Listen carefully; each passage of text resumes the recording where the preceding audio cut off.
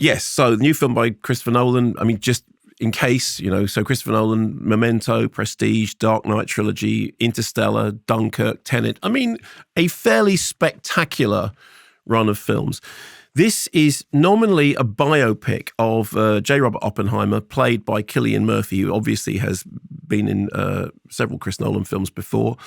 Oppenheimer, known as the father of the atomic bomb, whom history is recorded as being famously conflicted about his most infamous creation. This is based on the book American Prometheus, which is his story. Although I think, exactly what defines a biopic nowadays is kind of weird. It's like there has become this thing about just last name, Oppenheimer, Lincoln, whatever it is. Anyway, so again, if you don't know, and I imagine most people do, he was in charge of the Manhattan Project, which was the development of the atomic bomb at Los Alamos, in which they basically built a scratch community to bring people together to make an atomic bomb during World War II, whilst also keeping it secret.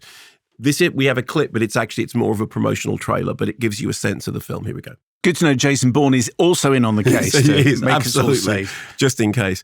That thing about let's go recruit some scientists, it's a big leap on from Bruce Willis in Armageddon saying, let's go drill some holes, isn't it? So after the war, Lewis Strauss offered Oppenheimer a job as director of the Institute for Advanced Study at Princeton, and then he chaired the advisory of the Atomic Energy Committee. And Oppenheimer, this is all history, this isn't plot spoilers, and because the film is told by Chris Nolan in a non-linear way. No. Yes. Really?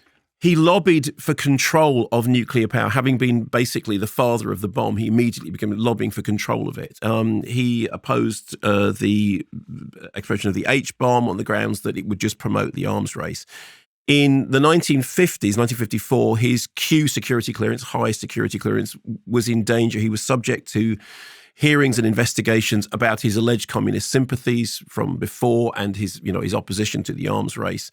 Those hearings instigated by Strauss, who had taken against him, had set the FBI on him. And then in 1958, Eisenhower offers Strauss the Secretary of Commerce, and that then has to go to a Senate hearing. So what the film does is it juggles several timeframes. They are the early life in academia, Oppenheimer's recruitment by Leslie Groves, who we just saw there, played by Matt Damon, who is the person who gets him in to head up the Manhattan Project, the development of the bomb leading up to the Trinity test, and then, of course, to the actual use of it at Hiroshima and Nagasaki.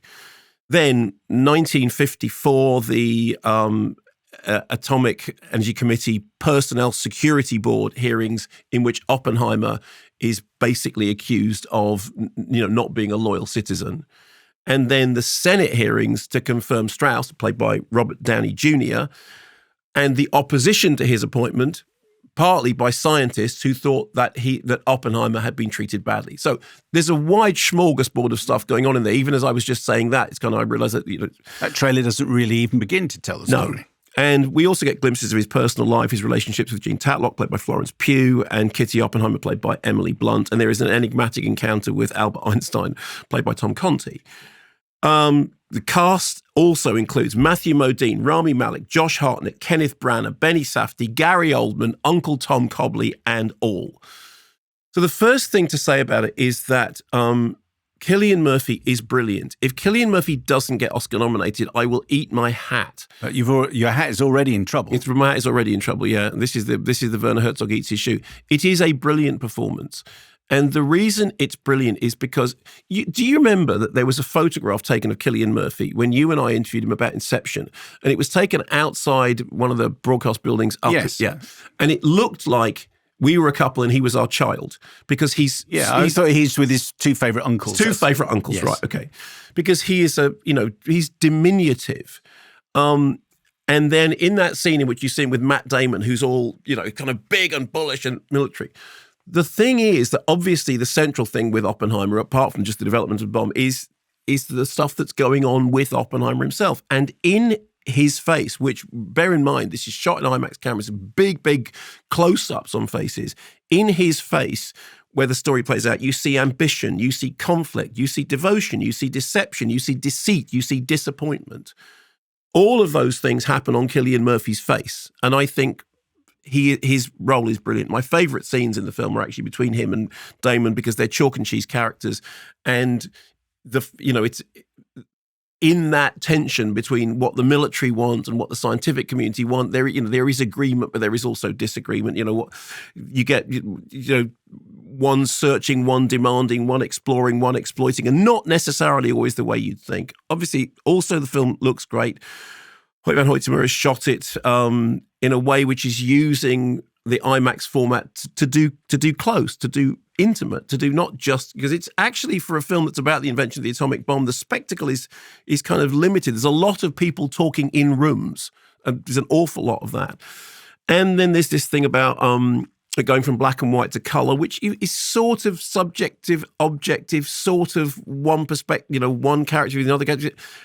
Sometimes it seems like it can be style for the sake of style. I'm not entirely sure about how that works, but you kind of it looks good, and the sound design is fantastic. There is this sort of repetitive thing about the feet stamping on the floor as applause, which then matches into the sound of a rumble and the sound of the earth kind of being almost knocked off its axis by what's happening. There's also kind of quite complex discussions because after about discussions of why would you drop the bomb in the first place, because the war is at it's at its end, Germany, this is okay, why would you do it, and then more importantly, why would you do it twice? And the idea is you do it once and then you do it twice to demonstrate that you can do it twice. And there's the whole stuff about, how Nagasaki was chosen and then all the moral implications of that. And that's then, Oppenheimer immediately becoming somebody who believes that what you have to do is be open about all your scientific exploration, but also you have to limit what's going on. Well, otherwise you'll get proliferation of arms races and unleash great horror upon the world. He famously, went to the president and said, "I have blood on my hands," and the president gave him very, very short shrift. So what you get is the thing which is famously quoted, "I'm become death destroyer of worlds."